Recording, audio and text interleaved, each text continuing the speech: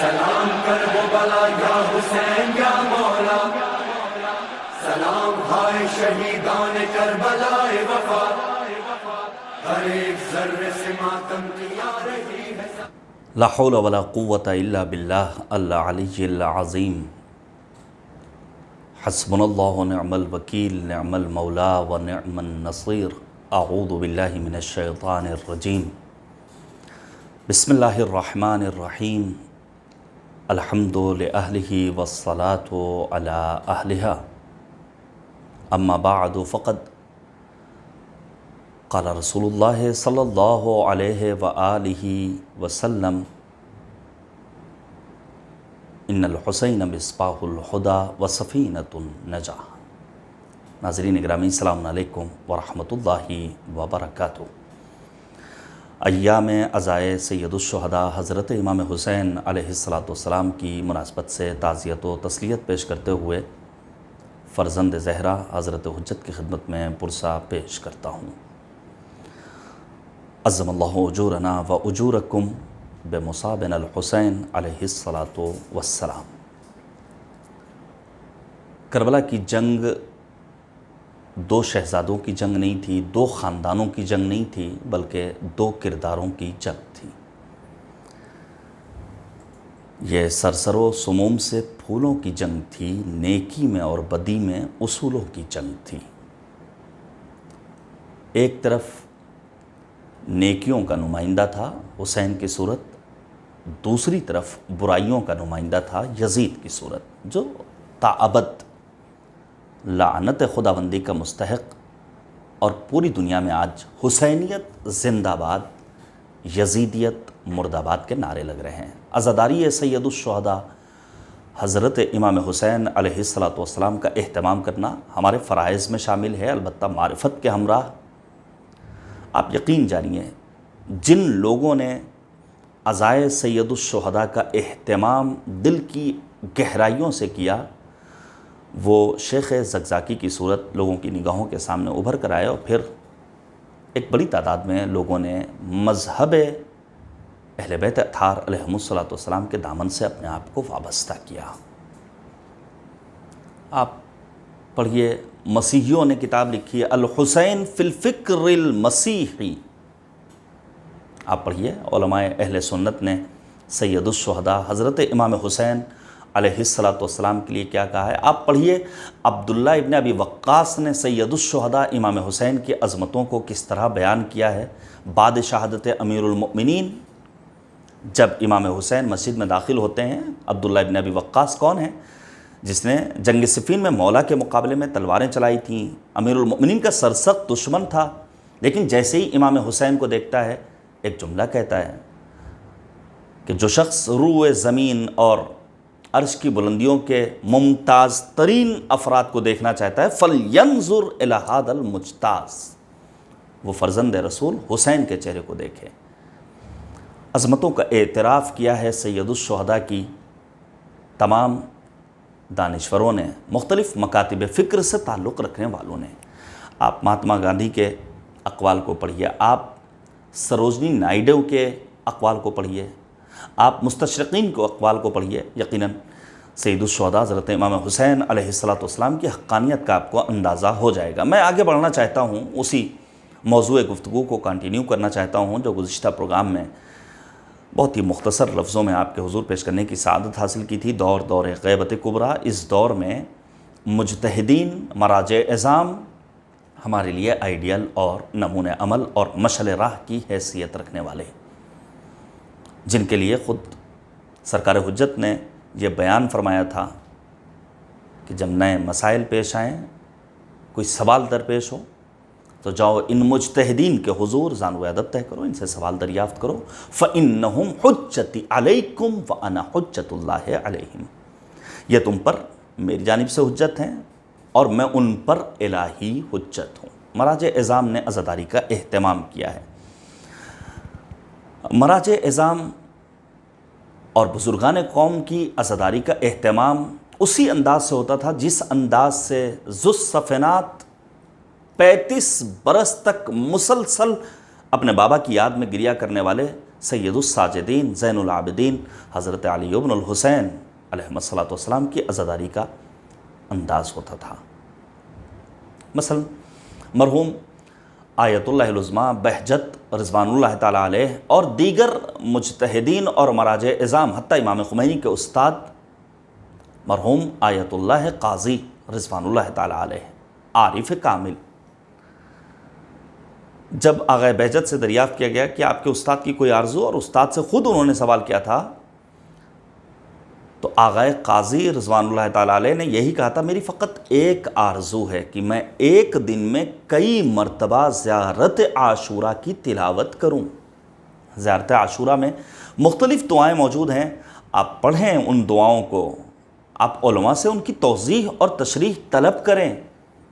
کیا مثلا ایک دعا آپ کے سامنے پیش کروں، زیارت عاشورہ کا فقرہ ہے، اللہم اجعلنی محیایا محیا محمد و آل محمد و مماتی ممات محمد و آل محمد۔ خدایا ہماری زندگی اہل بیت کی زندگی جیسی ہو، ہماری موت ان کی موت جیسی موت ہو، انہیں شہادت نصیب ہوئی، ہمیں بھی درجہ شہادت پر فائز ہونا نصیب ہو۔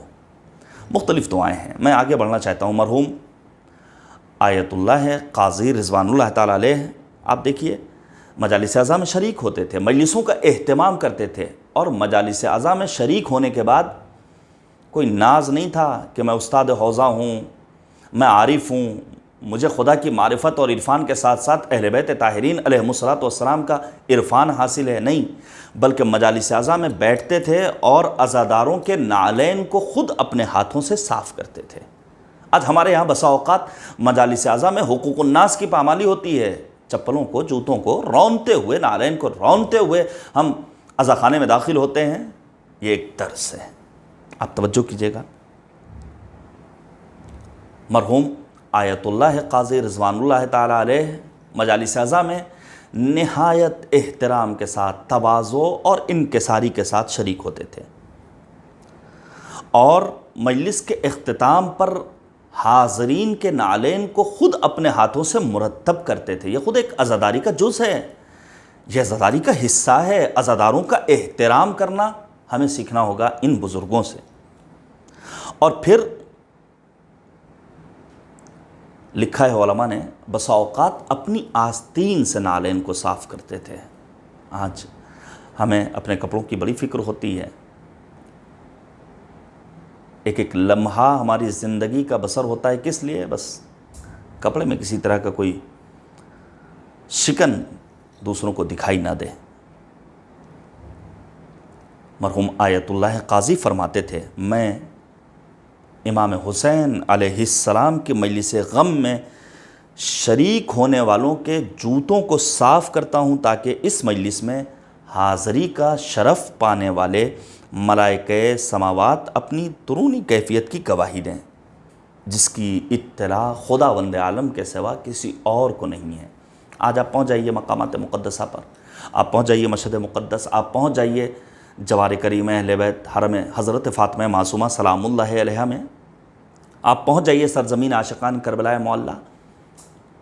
آپ دیکھیے ہمارے وہ مؤمنین جو بڑے عہدوں پر فائز ہیں، وہ بھی آتے ہیں اور کمال سعادت سمجھتے ہیں کہ زائرین مقامات مقدسہ کی جوتیوں کو اپنے ہاتھوں سے سنبھال کر رکھیں۔ باقاعدہ نمبر لگتا ہے۔ انسان جب درک کر لیتا ہے، معرفت سید الشہداء انسان جب حاصل کر لیتا ہے، تو یہ ہنر اس کے ہاں پیدا ہو جاتا ہے۔ اور آگے بڑھتے ہیں۔ مرحوم آیت اللہ شیخ محمد غروی اصفہانی، ایک بڑے عالم جنہوں نے ماں باپ کے سلسلے میں بہت کچھ بیان کیا ہے، ان کے بارے میں ملتا ہے، اور یہ بھی آغا بہجت کے استاد ہیں، آغا عراقی کے استاد ہیں۔ آیت اللہ غروی کے سلسلے میں بیان فرماتے ہیں کہ ہفتہ وار عزاداری کے سلسلے میں جو اہتمام کرتے تھے آیت اللہ غروی اصفہانی، اس سلسلے میں آغا بہجت کہتے ہیں کہ ہمارے استاد مرحوم خود اپنی زندگی میں چائے کی کیتلی کے پاس بیٹھتے تھے، جہاں سے عزاداروں کی خدمت میں چائے کی سبیل کا اہتمام ہوتا تھا، اور خود آپ ہی عزاداروں کے جوتوں کو مرتب فرماتے تھے۔ یہ ہے کمال کہ انسان در حسین پر پہنچنے کے بعد کسی طرح کے غرور میں مبتلا نہ ہوں، بلکہ اس کی زندگی کا لہجہ لہجہ وقف ہو جائے برائے سید الشہداء حضرت امام حسین علیہ السلام۔ آپ پڑھیے مرحوم حضرت آیت اللہ العظمیٰ بروجردی رضوان اللہ تعالیٰ علیہ کی سوانح حیات کو آپ کے حالات زندگی میں نقل ہوا ہے کہ آپ پیروں میں درد کے سبب آرام سے نہیں بیٹھ پاتے تھے۔ آج ہمارے بزرگ ہیں، بعض مسجدوں میں جائیے تو ان کے لیے الگ چیئر کا انتظام ہے، مجالس میں وہ بزرگ ہمارے آتے ہیں تو ان کے لیے کرسیوں کا انتظام ہوتا ہے تاکہ وہ ذکر فضیلت و مصیبت کو سن سکیں۔ آیت اللہ بروجردی رضوان اللہ تعالیٰ علیہ قبر حرم معصومہ میں آج بھی مسجد اعظم کے پاس موجود ہے۔ مسجد اعظم اور ضریح اقدس کے درمیان جائیے، فاتحہ خوانہ کیجیے۔ چونکہ کہن سالی تھی، بزرگ سالی تھی، پیری تھی، پیروں میں درد تھا، صحیح سے آرام سے نہیں بیٹھ پاتے تھے، لہٰذا دوسرے کمرے میں کرسی پر اس سمت پیر پھیلاتے جدھر مجلس عزا کا رخ نہ ہو، اور پھر اس عمل کو امام حسین علیہ السلام کے غم میں منعقد ہونے والی مجلس کی توہین سے بچنے کا ذریعہ قرار دیتے تھے۔ یہ ہے معرفت، یہ ہے سید الشہداء حضرت امام حسین علیہ السلام کی شناخت۔ جلوس عزا بہرحال اس برس کا محرم دیگر برسوں سے مختلف ہے، لیکن جلوس عزا کی اپنی اہمیت ہے۔ یہ جلوس عزا ہمارے تمدن کو دنیا والوں کے سامنے پیش کرتے ہیں، سید الشہداء کی مظلومیت کو عیاں کرنے کے ساتھ ساتھ موجودہ دور کے یزیدیوں کے رخ پر پڑی ہوئی نقابوں کو نوچنے کے ساتھ ساتھ ظالم حکمرانوں کو دنیا والوں تک پہنچاتے ہیں۔ ایک صدائے احتجاج لبیک یا حسین کے ذریعے ہم بلند کرتے ہیں۔ جلوس عزا کے بارے میں معمار انقلاب حضرت امام خمینی رحمۃ اللہ تعالیٰ علیہ کا یہ قول اور آپ کا یہ ارشاد قابل توجہ ہے۔ امام خمینی فرماتے ہیں کہ سید الشہداء امام حسین علیہ السلام کے لیے صف عزا بچھانا اور آپ کی مظلومیت کے پیش نظر ماتم کرنا بہترین عمل ہے۔ صحیفہ نور کی جلد نمبر 15 میں آپ نے یہ بات لکھی ہے کہ عاشور کو نکلنے والے یہی جلوس عزا میں جو لوگوں میں جوش و خروش پیدا کرتے ہیں، انہی جلوس عزا سے اسلام اور اس کے مقاصد کی پاسبانی ممکن ہے۔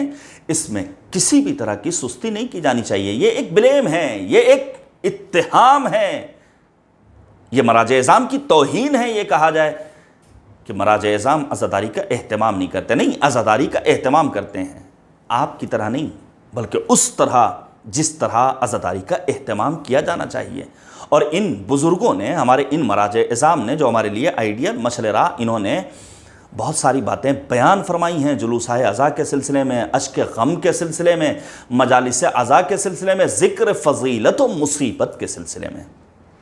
مثلا جلوس عزا کے سلسلے میں مؤسس حوزہ علمیہ قم حضرت آیت اللہ العظمیٰ شیخ عبد الکریم حائری یزدی، آپ پڑھیے ان کی زندگی کو، اتنا عظیم کارنامہ انجام دیا ہے اس بزرگ عالم نے کہ آج پوری دنیا سے، سینکڑوں ممالک سے تشنگان علوم آل محمد پہنچتے ہیں شہر مقدس قم۔ 2 4 10 20 ملک کے طلاب نہیں ہیں، سینکڑوں ممالک سے، 100 سے زیادہ ممالک سے اسٹوڈنٹس موجود ہیں المصطفیٰ انٹرنیشنل یونیورسٹی میں، جو اپنے آپ کو زیور علم سے آراستہ کر رہے ہیں۔ اتنا عظیم کارنامہ انجام دینے والے، حوزے کی بنیاد ڈالنے والے، حوزے کے فاؤنڈر شیخ عبد الکریم حائری یزدی جلوس عزا کے سلسلے میں کیا کہتے ہیں؟ لکھا ہے ان کی زندگی لکھنے والوں نے اور سوانح نگار حضرات نے کہ مرحوم آیت اللہ العظمیٰ حائری جس زمانے میں ایران کے شہر عراق میں تھے، شبہائے عاشورہ میں مدرسہ علمیہ آغازیہ میں حوزہ علمیہ عراق کی جانب سے مجلس عزا کا اہتمام فرماتے تھے۔ مجلس کے اختتام پر حوزے کے تمام علماء، طلاب، مدرسہ آغازیہ سے مدرسے سپہدار تک نوحہ خوانی اور سینہ زنی کرتے ہوئے جلوس عزا نکالتے۔ اس درمیان خود آغا حائری ان کے ساتھ پابرہنہ شریک ہوتے تھے، جبکہ امامے کا تحت الحنک آپ کے دوش پر ہوتا۔ یہ رسم عزا عاشور کے دن بھی انجام پاتی، جبکہ آپ کے سر و صورت پر خاک لگی ہوتی تھی۔ ایسا محسوس ہو جیسے خود ہمارے گھر میں میت رکھی ہوئی ہے، فرزند زہرا کا ماتم کرنا ہے، سید الشہداء کے گود کے پالوں کا پرسہ پیش کرنا ہے، صدیقہ طاہرہ حضرت فاطمۃ الزہرا سلام اللہ علیہا، نبی اعظم حضرت محمد مصطفیٰ صلی اللہ علیہ وآلہ وسلم، امیر المؤمنین حضرت علی مرتضیٰ علیہ السلام، اور پھر وقت کے امام حضرت صاحب الزمان عجل اللہ تعالی فرجہ الشریف کو، حتیٰ مرحوم حضرت آیت اللہ العظمیٰ بروجردی رضوان اللہ تعالیٰ علیہ کے بارے میں کیا ملتا ہے؟ آشوب چشم میں جب مبتلا ہوتے ہیں تو جلوس عزا میں سفر کرنے والے اور راستہ طے کرنے والوں کی خاک پاک کو اپنی آنکھ پر سرمے کے طور پر لگاتے ہیں اور پھر شفا بھی ملتی ہے۔ علماء کی زندگی کو پڑھنے کی ضرورت ہے۔ آپ نے محرم سے پہلے مختلف ذرائع سے مختلف افراد کی زبانی اس گائیڈ لائن کو سنا جو محافظ کربلا حضرت آیت اللہ العظمیٰ سید علی حسینی سیستانی داماد اللہ الوارف کی جانب سے ہم تک پہنچی۔ آیت اللہ العظمیٰ سیستانی داماد اللہ الوارف ہر برس کی طرح اس برس بھی ایک پیغام دیتے ہیں جب ان سے سوال کیا جاتا ہے۔ وہ پیغام دیتے ہیں عاشور کی مناسبت سے، اربعین کی مناسبت سے، جسے پڑھنا چاہیے، ویب سائٹ پر ان کی موجود ہے۔ آغا سیستانی حفظہ اللہ نے کیا بیان فرمایا؟ حالات ایسے ہیں تو اگر جلوس عزا نہیں نکل پا رہا ہے تو آپ اپنی شاہراہوں کو، اپنے چوراہوں کو ان شعار پر مشتمل بینر سے پر کر دیجئے جس پر پیغامات عاشورہ درج ہوں، جس پر اقوال امام حسین، مقصد قیام امام حسین، اور پھر منتخب شعراء کے اشعار۔ میں ایک شعر پیش کروں، بڑا جذاب ہے۔ شہر لکھنؤ کے ممتاز شاعر جناب سرور نواب سرور لکھنوی نے کیا خوب کہا تھا؟ پوری کربلا کو سمجھنے کے لیے کافی و وافی ہے، باطل قوت کو سمجھنے کے لیے کافی و وافی ہے، یزید اور یزید کے حامیوں کے منہ پر زوردار تماچا ہے کہ معنی یزید و شمر کے ظالم لکھے گئے، لفظوں کو بھی ملی ہے سزا کربلا کے بعد۔ دنیا میں بہت سارے انقلابات آئے ہیں، اگر آج دنیا میں مظلوم کی صدائے احتجاج سنائی دے رہی ہے تو یقین جانیے یہ تمام کے تمام احتجاجات کربلا کی مرہون منت۔ آغا سیستانی نے کیا کہا؟ بینر لگائیے آپ شاہراہوں پر، چوراہوں پر، البتہ دوسروں کے املاک کی پاسبانی کرتے ہوئے، ایسا نہ ہو کہ کسی کی ملکیت کو، کسی کی اراضی کو کوئی نقصان پہنچے۔ میں آپ کے سامنے پیش کروں مرحوم علامہ طباطبائی رضوان اللہ تعالیٰ علیہ، جن کا تذکرہ پچھلے پروگرام میں بھی ہو چکا ہے، مفسر قرآن ہیں، المیزان جیسی تفسیر لکھنے والے، جو آج مقبول ترین تفسیر ہے تفسیر المیزان، اس کے مؤلف علامہ طباطبائی۔ ان کے ایک مخلص ہیں، ممکن ہے شاگرد ہوں، ممکن ہے کوئی عزیز ہوں، وہ کہتے ہیں کہ اگرچہ علامہ طباطبائی رحمۃ اللہ تعالیٰ علیہ کی شرکت مجلس عزا کی رونق میں چار چاند لگا دیتی تھی، لیکن آپ ان مجالس عزا میں عام افراد کی طرح شریک ہوتے تھے۔ کوئی پروٹوکول نہیں ہوتا تھا، کسی طرح کا کوئی تصنع نہیں ہوتا تھا، عام افراد کی طرح شریک مجلس ہوتے تھے، اور آپ کا عقیدہ اس حد تک محکم تھا کہ علامہ طباطبائی فرماتے تھے یہ سیاہ بینر جنہیں امام باڑے کی دیواروں پر اور عزاداری کی جگہ پر نصب کیا گیا ہے ہماری شفاعت کریں گے۔ آپ مجلس عزا میں اس قدر گریا کرتے کہ آنسوؤں کا سیل رواں ہو جاتا تھا۔ تنہا یہ بینر ہی نہیں بلکہ علماء کی زندگی سے ملتا ہے وہ عزا خانہ جہاں مجالس کا اہتمام ہوتا ہے، عزاداران مظلوم کربلا پہنچ کر گریا کرتے ہیں، اس عزا خانے کی، اس امام باڑے کی، اس حسینیے کی، اس امام بارگاہ کی، جو نام دے لیجئے، ایک ایک اینٹ کل قیامت کے دن مالک کی بارگاہ میں گواہی دیں گی کہ ہاں ہم نے اپنی آنکھوں سے دیکھا ہے عزا خانے میں سید الشہداء فرزند رسول حضرت امام حسین علیہ السلام کے لیے گریہ زاری ہوتا تھا۔ ہاں یہ ہے حسین کا عزادار جس نے یاد سید الشہداء میں اشک بہائے تھے۔ روز عاشورہ کی بڑی اہمیت ہے، یہ دن عام دنوں سے الگ ہونا چاہیے۔ ہم نے اپنے بچپنے میں دیکھا اور آج بھی بعض بستیوں میں ہم جانتے ہیں جہاں آج چارپائیوں کا وجود ہے، روز عاشور چارپائیوں کو برعکس کر دیا جاتا ہے، لوگ تخت پر چارپائی پر نہیں بیٹھتے تھے۔ عاشور کا دن عام دنوں سے مختلف ہونا چاہیے۔ آپ پڑھیے علماء کے حالات زندگی کو کہ روز عاشور ان کا طریقہ کار کیا ہوتا تھا، ان کا طرز حیات کیا ہوتا تھا، جو ہمارے لیے مشعل راہ۔ مثلا آیت اللہ سید عبد الکریم کشمیری رضوان اللہ تعالیٰ علیہ، ان کا انتقال کب ہوا ہے؟ سن 1419 ہجری میں۔ آپ عاشور کے دن ایک عاشورائی اور کربلائی نظر آتے تھے، بیتاب نظر آتے تھے، مخصوص کیفیت کے ہمراہ پا برہنہ سر و صورت پر خاک لگا کر گھر سے باہر نکلتے۔ اگر کہیں مصائب کا بیان ہوتا تو زار زار گریہ فرماتے، اور اس وقت آپ کی بے قراری حد سے زیادہ نظر آتی۔ معصوم قم سلام اللہ علیہا اخت الرضا کریم اہل بیت کے حرم کے اطراف میں آنے والے دستہائے عزا گزرتے، آپ دیر رات تک بیٹھتے اور بی بی معصومہ کے گنبد پر نظریں جمائے رہتے اور عزائی کیفیت میں مسلسل گریہ و زاری فرماتے تھے۔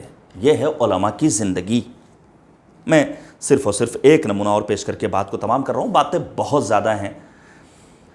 ایک چھوٹی سی کاوش کی، الحمدللہ مالک نے توفیق دی، سید الشہداء حضرت امام حسین علیہ السلام نے اس ایک ناچیز طالب علم سے کام لیا۔ ایران میں آغا مجید ایوزی نے ایک چھوٹا سا کتابچہ لکھا، نام تھا اس کا چھنین کنند بزرگان۔ عزاداری کے سلسلے میں علماء کیا فرماتے ہیں، کیا طریقہ کار تھا، کس طرح کی عزاداری کا اہتمام کرتے تھے، ناچیز نے اس کا ترجمہ کیا اور پھر اس میں کچھ چیزیں اضافہ کر کے ضمیمے کی صورت میں منزل اشاعت سے گزارا۔ میں آپ کی خدمت میں عرض کروں، یہ کتاب خالی از فائدہ نہیں ہے، آپ حاصل کیجئے اور پڑھیے اور پھر علماء کی زندگی کو دیکھیے۔ آپ دیکھیے آخر سید العلماء مولانا سید علی نقی نقن صاحب تابسرا نے کیا کہا ہے عزاداری کے سلسلے میں۔ آپ پڑھیے کہ آخر خطیب اعظم بانی تنظیم علامہ غلام عسکری علی اللہ مقامہ کیوں کہتے ہیں کہ ضرورت ہے ذاکری کے اسکول کی۔ آپ پڑھیے کہ آخر خطیب الایمان مولانا طاہر جرولی رحمۃ اللہ تعالیٰ علیہ نے اپنی زندگی کی آخری تحریر کا عنوان ہی قرار دیا طرز ذاکری۔ آپ پڑھیے ڈاکٹر ذاکر حسین کے بیانات کو، جو سابق صدر جمہوریہ ہند تھے، کیسے عظیم دانشور امام خمینی رحمۃ اللہ تعالیٰ علیہ کے اقوال کو پڑھنے کے ساتھ ساتھ بر صغیر کے علماء کو آپ پڑھیے۔ آپ پڑھیے علامہ رضی جعفر کو، آپ پڑھیے محسن قوم مفسر قرآن علامہ شیخ محسن علی نجفی کے بیانات کو، آپ پڑھیے حکیم امت ڈاکٹر سید کلب صادق صاحب قبلہ کے بیانات کو۔ اس کتابچے میں لے کر آیا ہوں اور نام قرار دیا عزاداری مراجع اعظام اور بزرگان قوم۔ توجہ کیجیے گا، میں صرف ایک بات پیش کروں۔ آج حوزہ علمیہ قم میں مدرسہ حجتیہ موجود ہے، بڑا بابرکت مدرسہ ہے۔ ہزاروں افراد نے اپنے آپ کو زیور علم سے آراستہ کیا ہے۔ علوم اہل بیت کی نشر و اشاعت کے لیے وہ پوری دنیا میں گوشہ و کنار میں موجود ہیں اور تبلیغ دین کے فرائض انجام دے رہے ہیں۔ مرحوم آیت اللہ العظمیٰ حجت رحمۃ اللہ تعالیٰ علیہ کے نام سے موسوم ہے یہ مدرسہ۔ ان کا نام کیا تھا؟ مرحوم آیت اللہ سید محمد کوہ کمرئی المعروف بے حجت۔ ان کا شمار بھی مراجع اعظام میں ہوتا ہے، جو اپنے خلوص، تواضع، سادہ زیستی اور سادگی کے لیے مشہور زمانہ تھے اور بے نظیر ذات۔ آپ اپنی رحلت کے دن حالت احتضار میں پہنچنے کے بعد موجود افراد سے فرماتے ہیں کہ میرے لیے تھوڑی سی خاک کربلا لائی جائے۔ یہ بھی عظمت ہے سید الشہداء امام حسین کی کہ روز عاشور سن 61 ہجری میں ایک قربانی کے نتیجے میں پروردگار نے چند ایک فضیلتیں عطا کی ہیں۔ مثلا اجابت الدعاء تحت قبتہ، زیر قبہ امام حسین جب انسان دعا کے لیے دست سوال دراز کرتا ہے، پروردگار دعاؤں کو قبول کرتا ہے۔ جب انسان حرم امام حسین میں پہنچتا ہے تو دعائیں مقبول درگاہ حق قرار پاتی ہیں۔ دوسری فضیلت الشفاء فی تربتہ، خاک کربلا کو پروردگار نے شفا بخش نسخہ بنا دیا، ایکسیر بنا دیا ہے۔ پڑھیے آپ آیت اللہ نعمت اللہ جزائری رحمۃ اللہ تعالیٰ علیہ کو کہ بینائی واپس آئی ہے اسی خاک کربلا سے استفادہ کرتے ہوئے۔ آغا حجت کیا کہتے ہیں رحمۃ اللہ تعالیٰ علیہ کہ لائی جائے خاک شفا اور خاک کربلا، تھوڑی سی مقدار میں خاک پاک لائی گئی، آپ نے اس خاک کو پانی میں ضم کیا، گلاس ہاتھ میں لیتے ہیں اور منہ کے پاس لانے کے بعد فرماتے ہیں آخر زادی من الدنیا تربت الحسین علیہ السلام۔ اللہ اکبر، میری زندگی کا آخری زاد سفر خاک پائے سید الشہداء حضرت امام حسین علیہ السلام، یہ آخری سرمایہ ہے میری اس دنیاوی حیات کا۔ پانی پیتے ہیں، پھر کلمہ شہادتین زبان پر جاری کرتے ہیں، رو بقبلہ تھے اور اسی عالم میں آپ اپنے مالک کی بارگاہ کا سفر کرتے ہیں۔ بہت ساری باتیں رہ گئی ہیں، توفیق رہی تو آئندہ دنوں میں شاید میں مزید بیان کروں موجودہ دور کے مراجع اعظام نے کیا کہا ہے رہبر فرزانہ، رہبر انقلاب، جو دشمنوں کی آنکھوں کا کانٹا بنا ہوا ہے، یعنی سید علی خامنئی مدت اللہ العالی نے 40 ملین مارچ کے سلسلے میں کس انداز سے رہبر معظم مصیبتوں کا تذکرہ کرتے ہیں اپنے خطبات جمعہ میں، اور پھر لاکھوں کی تعداد میں افراد جو وہاں موجود وہ گریہ وزاری کرتے ہیں، اور آج تک جب وہ کلپ منظر عام پر آتی ہے تو جناب علی اکبر کی مصیبت کو ان کی زبانی سننے کے بعد دل پاش پاش ہو جاتا ہے۔ میں باتوں کو تمام کرتے ہوئے آخر میں مسدس کا ایک بند پیش کرتا ہوں کہ متائے آرزو قلب انبیاء ہے حسین، لب خلیل سے نکلی ہوئی دعا ہے حسین، جو گونجتی رہے تا حشر وہ صدا ہے حسین، علی کی جان پیمبر کا آسرا ہے حسین، وجود رابطہ جسم و جان حسین سے ہے، زمین حسین سے ہے، آسماں حسین سے ہے، صلی اللہ علیہ یا ابا عبداللہ۔